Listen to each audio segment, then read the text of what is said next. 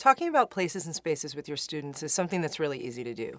Whether it's their school or their local playground or their home, students engage with places all the time. One of the things that I love about this theme is it really allows students to tap into their curiosity, especially when they look at artworks where artists are representing place, but not representing them literally in the way that they appear in the world. There are many different ways that we can explore the theme of spaces and places.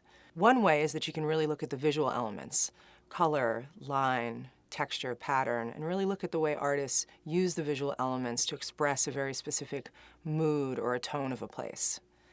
We can also look at artworks that represent real and imaginary places and compare them. Sometimes artists are drawing from things that they know, and sometimes artists are including things from their imagination.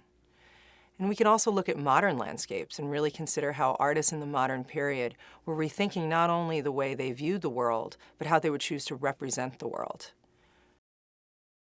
Broadway Boogie Woogie by Piet Mondrian is an artwork that I often teach with when I like to talk about real and imaginary places. This is actually a representation of New York City. When I show this artwork to students, they're immediately drawn to the colors and the lines and the alternating patterns. It's easy for them to make the connection of this as an urban place, as New York City. They think about buildings and cars and lights. One of the things that I love about artworks is their ability to really draw you into a place.